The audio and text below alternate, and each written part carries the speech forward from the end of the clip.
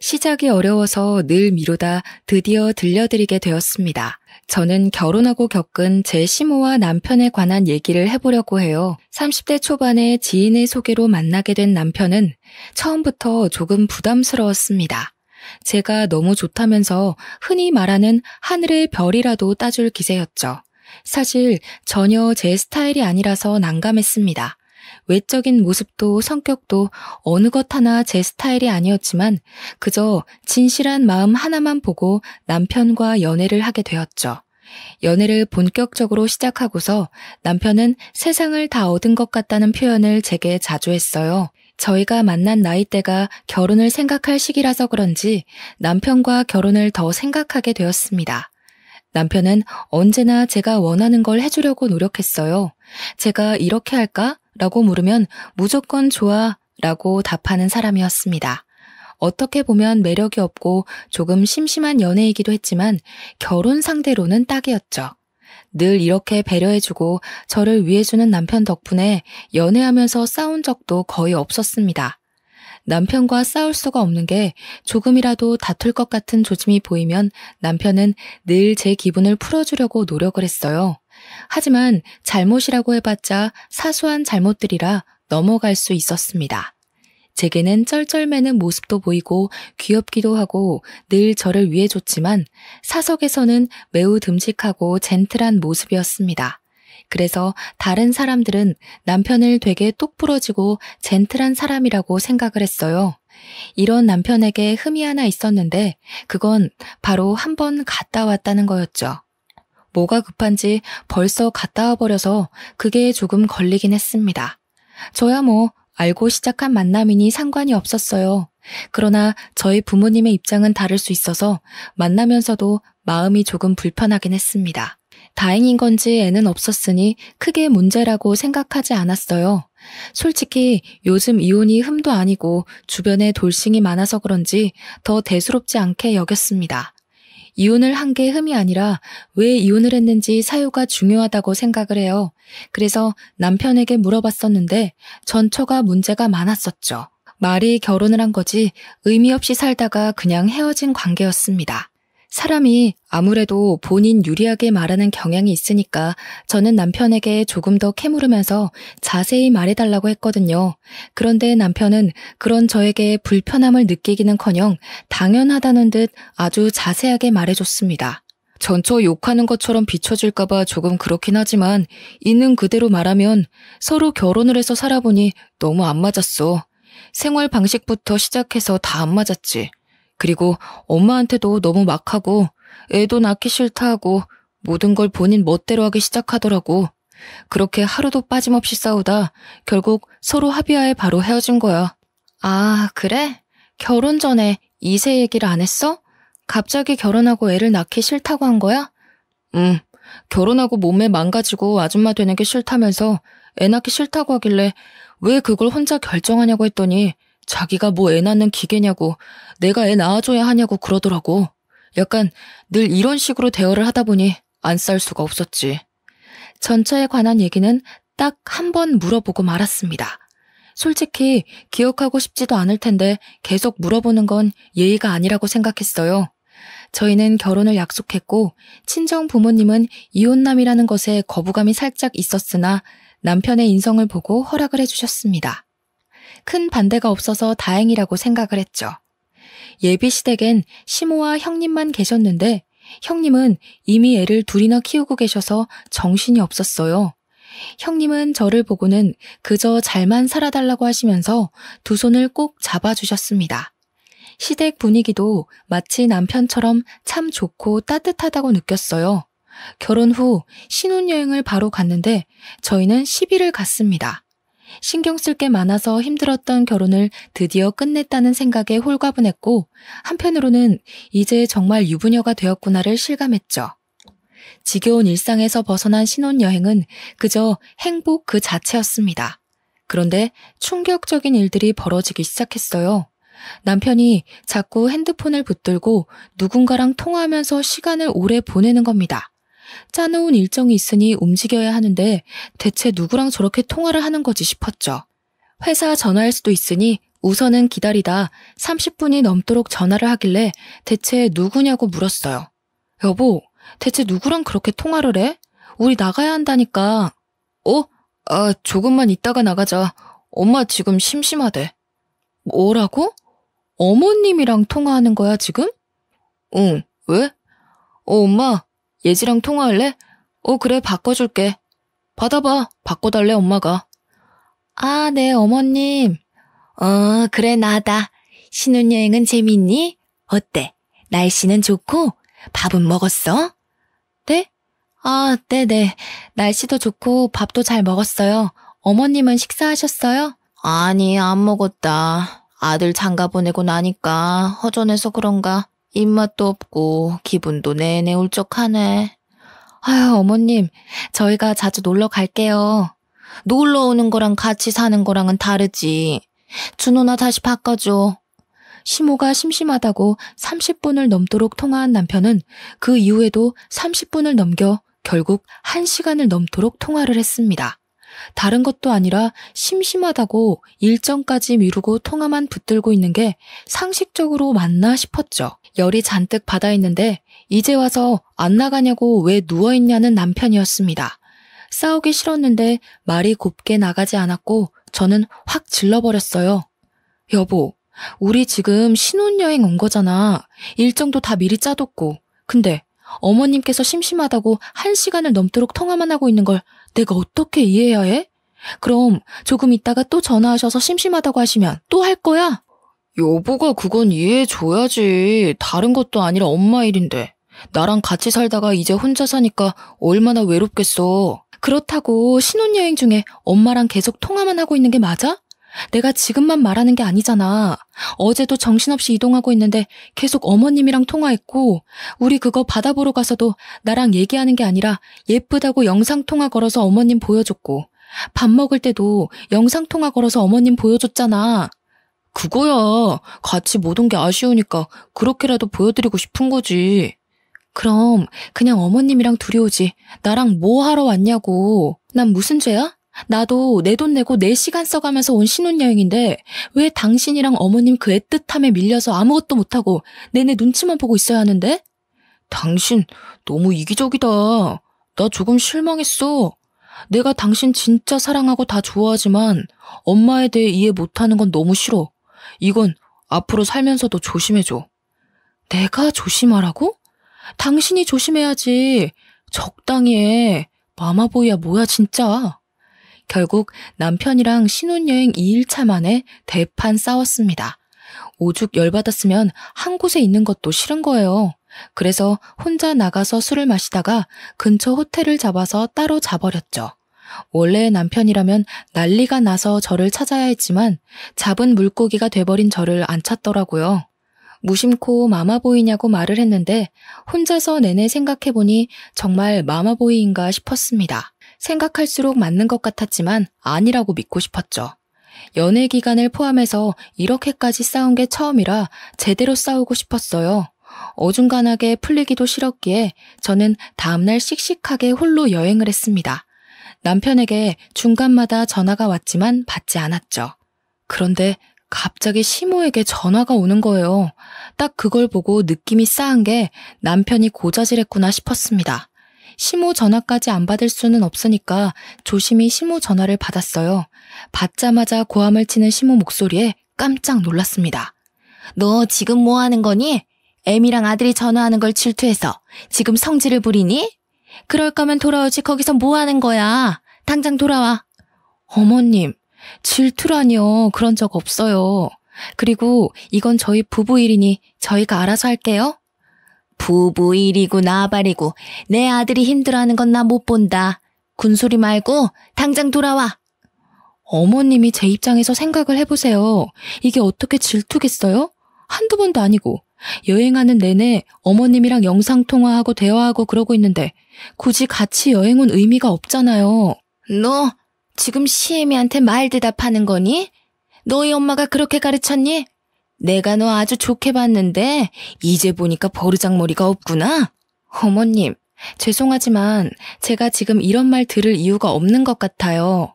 저희 부부 1인이 알아서 해결할게요. 먼저 끊겠습니다. 시모에게 일방적으로 욕을 제대로 먹었습니다. 그리고 확신했어요. 전처와 이혼한 이유는 전처의 잘못이 있을 수 있지만 분명 시모와 남편의 이 관계도 있겠다고 말이죠. 너무 화가 난 저는 남편이 있는 곳으로 갔고 가보니 혼자 TV를 보며 깔깔거리며 웃고 있었습니다. 마음 같아서는 뒤통수를 한 대 확 쳐주고 싶었지만 참고 말했어요. 당신 마마보이야? 하나부터 열까지 어머님한테 다 말하는 거야? 뭐 하자는 거니 지금? 나 지금 어머님한테 욕먹었어. 마마보이라니. 아들이 엄마랑 사이가 좋은 게 마마보이라고 손가락질 받을 일이야? 그리고 당신 어딨냐고 물어보길래 싸워서 안 들어왔다고 한 건데 그게 왜? 적당히 둘러대면 되잖아. 그걸 다 말하냐고. 생각이 없어? 또 싸우러 온 거야? 당신 무슨 쌈딱이야? 툭하면 싸우려고 하는데 어디 무서워서 무슨 말이나 하겠냐? 경고하는데 우리 일은 우리가 알아서 해결해. 어머님한테 다 말하지 말고. 알겠어? 그리고 마마보이 정말 질색이니까 그만 좀 해. 경고? 당신 진짜 왜 이래? 내가 알던 한예지 맞니? 왜 이렇게 드세진 거야? 남편은 오히려 제가 쌈딱처럼 변했고 드세졌다면서 억울하다고 했어요. 본인은 잘못한 것도 없고 변한 것도 없다면서 말이죠. 참 답답하더라고요. 제가 마마보이를 겪어보기 전까지는 뭐가 그렇게 힘들까 싶었는데 막상 겪어보니까 미치겠었죠. 심지어 이건 아직 결혼 생활을 시작하기도 전이었고 이 결혼 생활이 무사히 유지될까 싶었습니다. 신혼여행은 더 있을 수 있는 상황이 아니라 스케줄을 전부 취소하고 돌아왔어요. 거기서 화해를 해보려고 시도를 해봤지만 달라지는 게 없는 모습에 더 열받았죠. 차라리 집에 있으면 어디라도 나갈 수 있고 친구라도 볼 수 있으니 괜찮겠더라고요. 그렇게 신혼여행은 눈물로 범벅되어 끝이 났고 일상으로 돌아왔습니다. 맞벌이를 하던 저희 부부는 회사에 있는 시간에는 다투지 않았어요. 그러나 퇴근 후 집에만 오면 미칠 것 같았습니다. 하루는 남편이 평소보다 1시간 늦게 온다길래 제가 장을 보고 들어가서 저녁 준비를 하고 있겠다고 했어요. 장을 보던 중 문득 남편이 변비 때문에 요즘 고생하던 게 생각나서 전화를 걸어서 물어봤죠. 여보, 나 마트 왔는데 유산균 음료 같은 거 사다 줄까? 오, 좋지. 역시 나 챙겨주는 건 우리 와이프랑 엄마뿐이야. 그래, 알겠어. 아, 여보, 잠시만. 엄마한테 물어보고 전화 줄게. 뭐를? 나 늘 먹던 거 있거든. 그리고 먹으면 배 아픈 것도 있어서 그거 물어봐야 해. 기다려봐. 30살이 훌쩍 넘은 남성이 본인 입으로 들어가는 거 하나까지도 엄마에게 물어보더라고요. 유산균 음료를 사려고 들었다가 순간 또 분노해서 그냥 안 샀습니다. 한참 후에 전화가 왔는데 본인이 늘 먹던 거는 이거고 먹으면 배 아프던 건 이거니까 피해서 사야 한다면서 알아두라고 하더군요. 너무 기분이 안 좋아서 말해준 음료가 매장에 없어서 안 사간다고 보내고 말았습니다. 이렇듯 하나부터 10까지 믿기지 않을 정도로 남편은 다 시모에게 물어봤어요. 뭘 상상해도 그 이상의 급으로 말이죠. 제가 진짜 제일 황당하고 웃겼던 건 남편이랑 쇼핑을 하러 갔는데 본인이 신발 2개 중 뭘 살지를 한참 망설이는 겁니다. 물론 그럴 수 있죠. 그래서 제가 말을 했어요. 여보, 평소 옷 입는 스타일에는 왼쪽 게 더 좋을 것 같은데? 오른쪽 거는 매일 신기에는 조금 부담스럽잖아. 나도 그렇게 생각은 하는데 뭔가 오른쪽 운동화처럼 포인트가 될 것 같은 운동화는 없어서 이번 기회에 사볼까 했지. 그럼 오른쪽 운동화로 해. 네, 고객님. 평범한 운동화가 많으신 거면 오른쪽 운동화 하나 있으면 좋으실 거예요. 잠시만요. 여보세요? 엄마 바빠? 나 지금 운동화 사러 왔는데 너무 못 골라서 전화했어.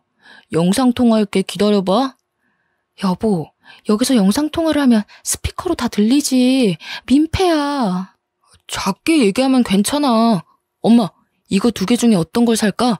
왼쪽 운동화 비슷한 건 많고 오른쪽 운동화 같은 거는 없어서. 이번에는 오른쪽을 도전할까 싶은데 엄마 생각은 어때? 좋네. 예쁘다 아들. 오른쪽 운동화로 사봐. 너 그 운동화에다 저번에 아울렛 가서 산 네이비 니트 입으면 예쁘겠다. 오, 그러네. 생각도 못했어. 그뿐이야? 너 작년에 산 거 그거 하얀색 트레이닝 세트 있지? 그거에 신어도 예쁘겠네. 오, 맞아. 역시 우리 엄마는 모르는 게 없어. 알겠어. 엄마 조금 있다가 전화할게. 오른쪽으로 주세요. 운동화 하나 사는데 그 매장에서 시무랑 영상통화까지 하는 남편이 너무 창피했어요. 저희보다 한참 어려 보이는 그 직원도 황당하다는 듯 쳐다보고 있었죠. 너무 창피해서 빨리 매장을 떠나고 싶었습니다. 이런 일들이 한두 번도 아니었고 지칠 만큼 지쳐있던 상태였죠. 그러다 형님에게 전화가 왔어요. 애들 키우느라 정신없으셔서 자주 보지도 연락도 못하지만 어쩌다 연락하면 제 마음을 가장 잘 읽어주는 분이셨죠. 올케, 잘 지내고 있지? 나 지금 애들 낮잠 자서 전화해봤어. 아, 네. 형님, 힘드시죠? 내가 힘든 게 아니라 올케가 힘들어 보이는데? 아니에요. 준우 이 자식 아직도 마마보이 짓 하니? 네. 어휴, 아주 지긋지긋하다 정말. 그게 다 막내 아들이라고 엄마가 옆구리에 끼고 키워서 그러는 거야. 나이가 몇인데 아직도 징그럽게 그런데. 아이고, 올케가 진짜 힘들겠네. 그냥 솔직히 답답해요. 제가 괜히 이상한 사람 같고 막 그런 거 있잖아요.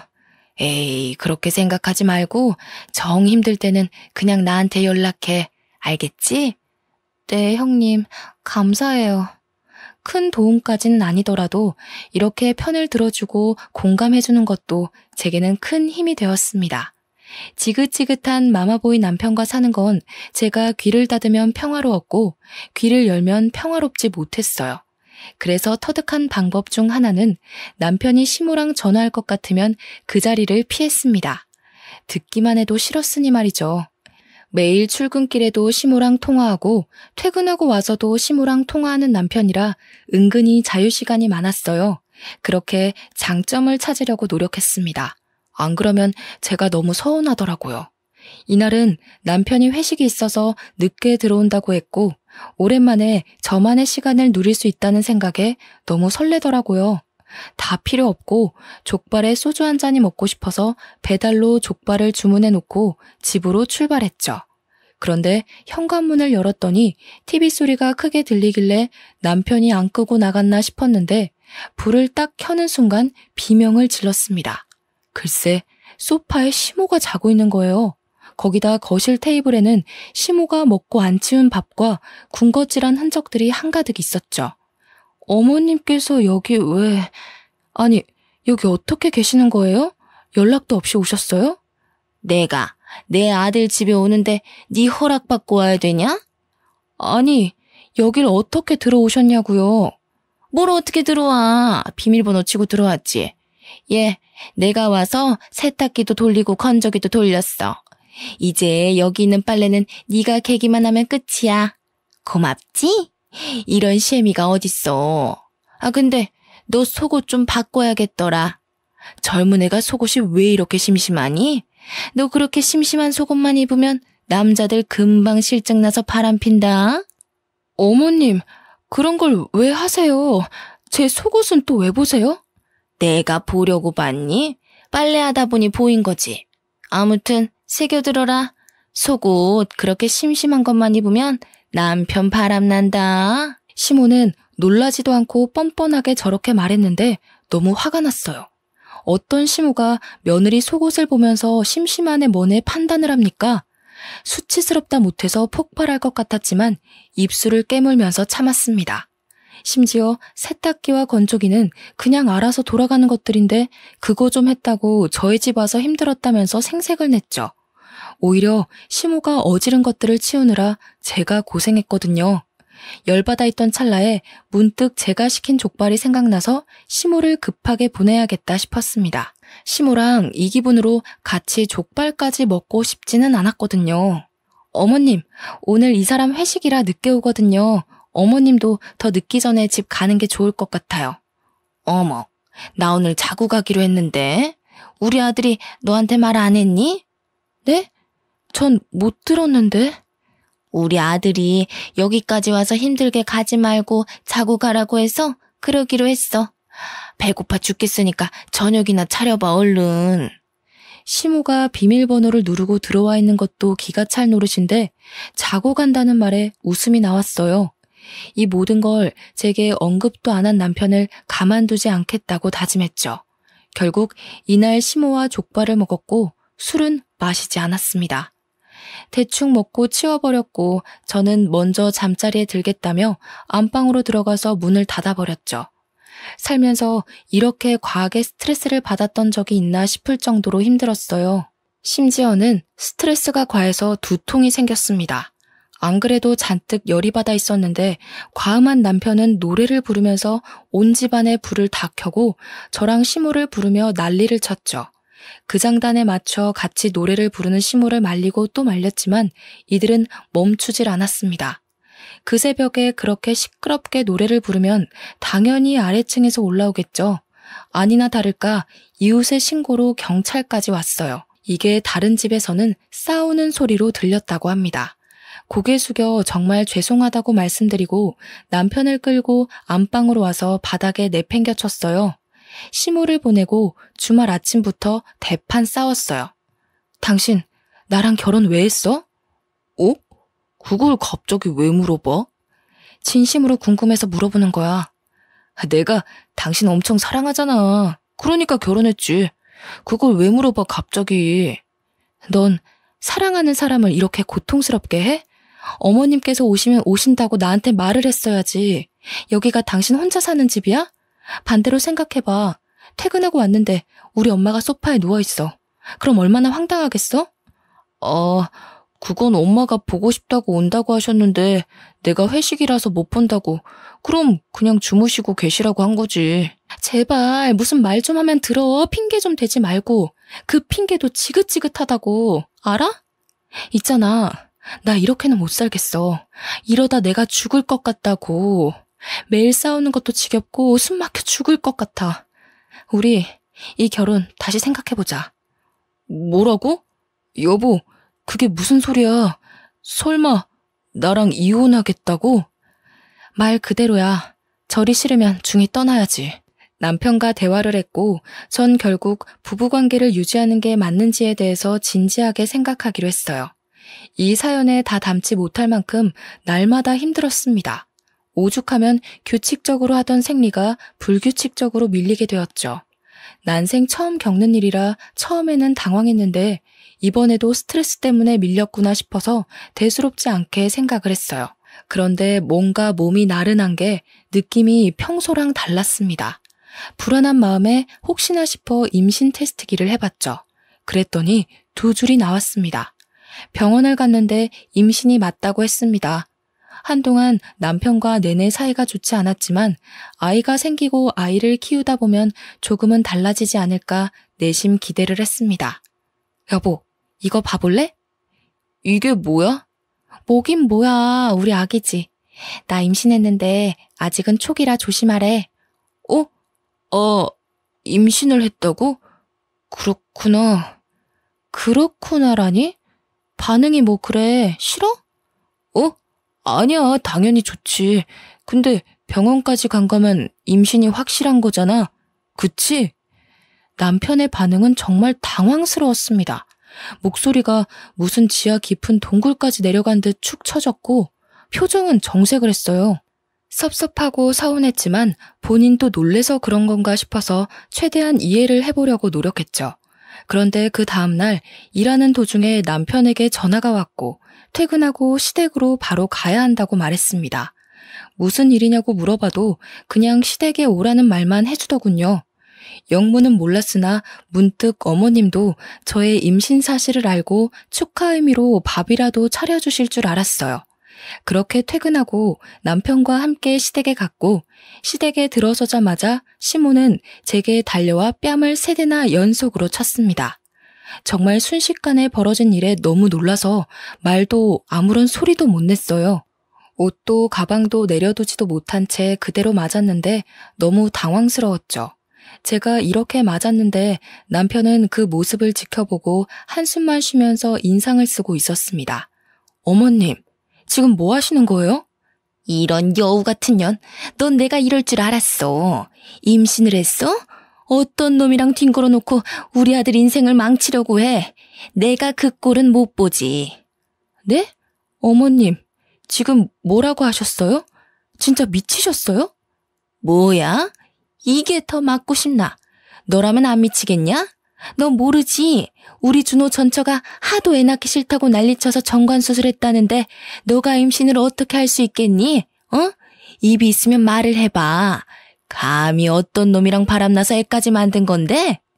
시모는 이 말이 끝나기 무섭게 또 제 머리채를 잡고 사정없이 흔들었고 저는 순간 촉이라서 꼭 조심해야 한다는 그 말이 떠올라서 필사적으로 배를 보호했어요.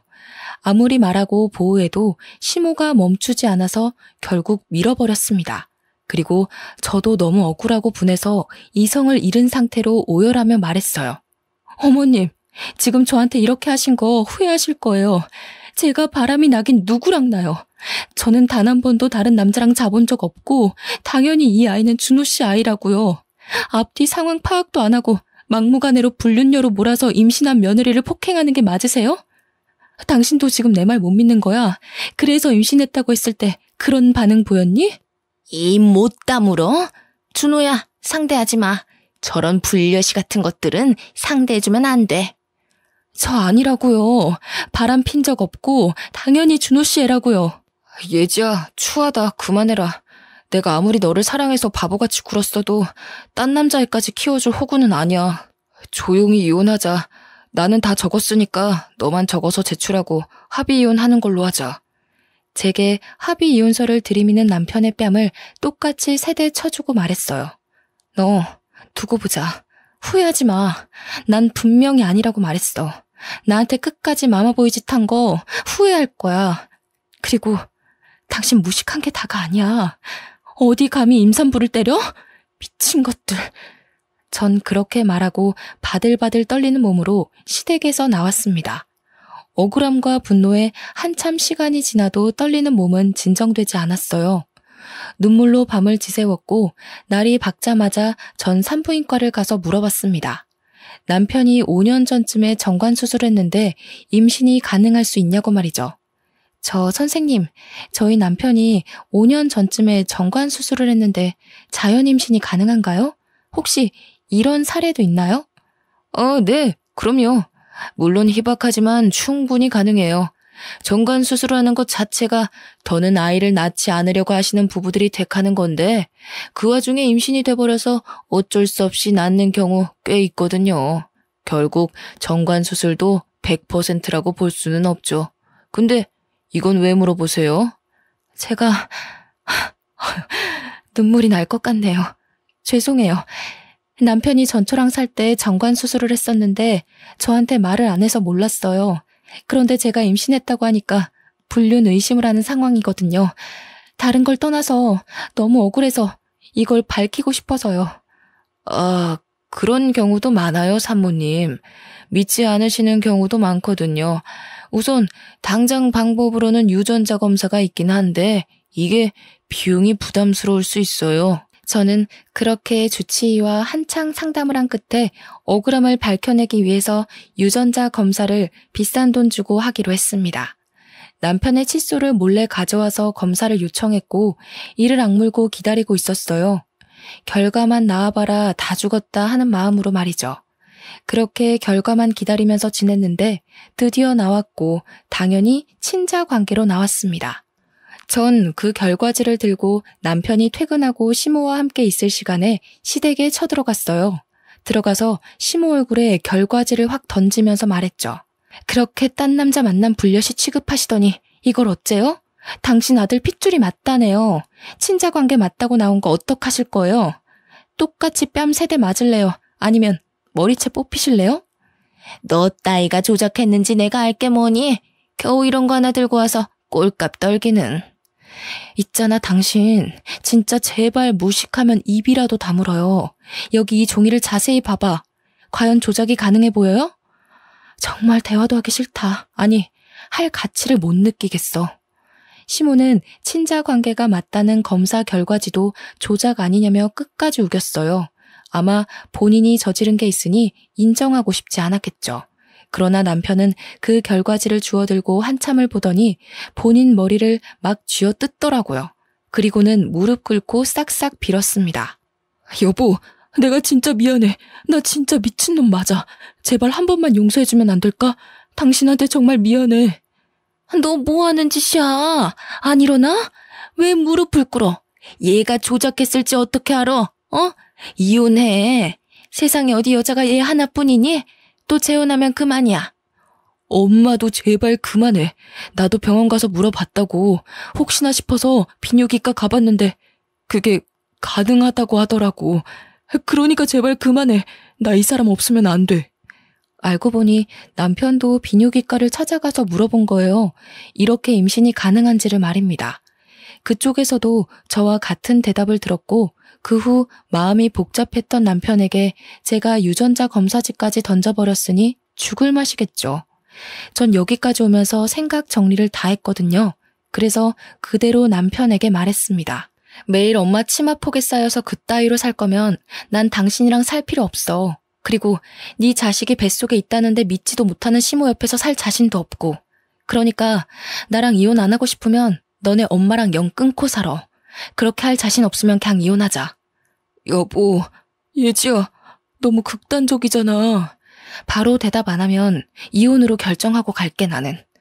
이거 완전 미친 거 아니야? 어디 천륜을 끊으려고 해? 네가 뭔데?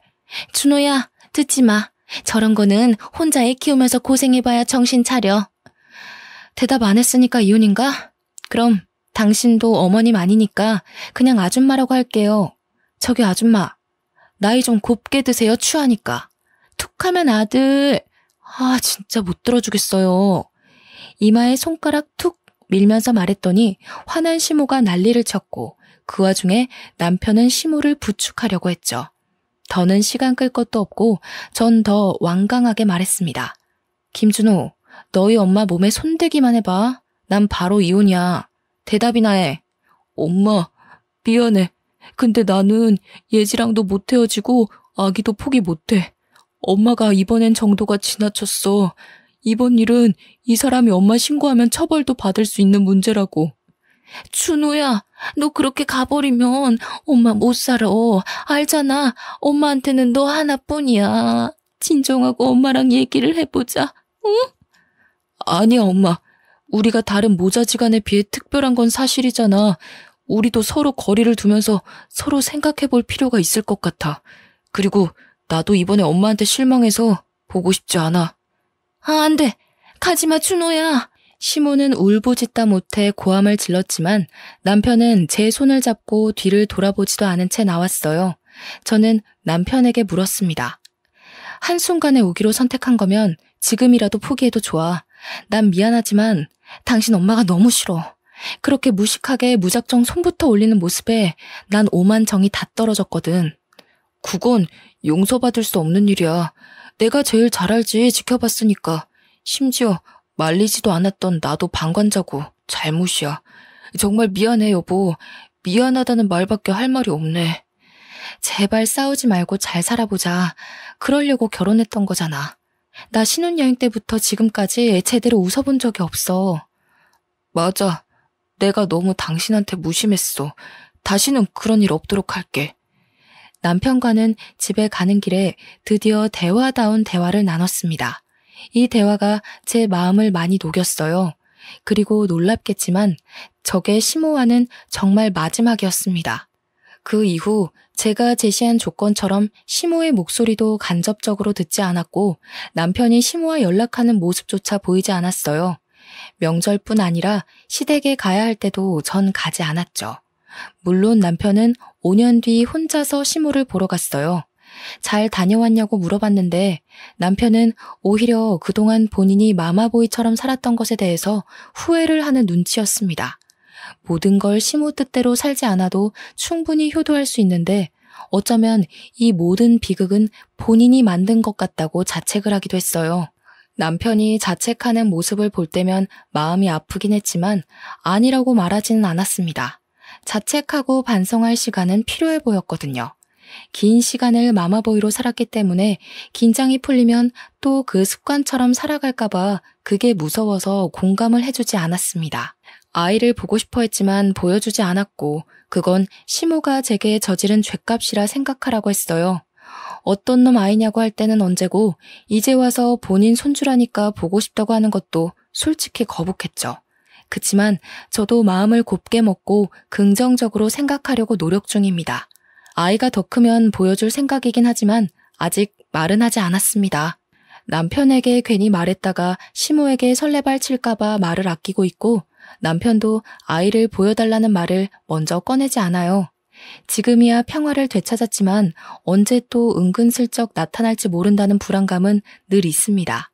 마마보이 습관을 버리지 못하고 또 몰래 시모를 집에 찾아오게 한다면 바로 이혼할 거라고 말하니 절대 마주치지 않게 노력하고 있네요.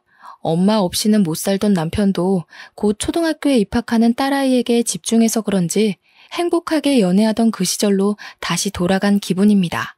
우여곡절이 많았지만 저는 결국 가정을 지켰고 지금처럼만 별탈 없이 저희 세 가족이 지낼 수 있도록 많은 응원 부탁할게요. 감사합니다.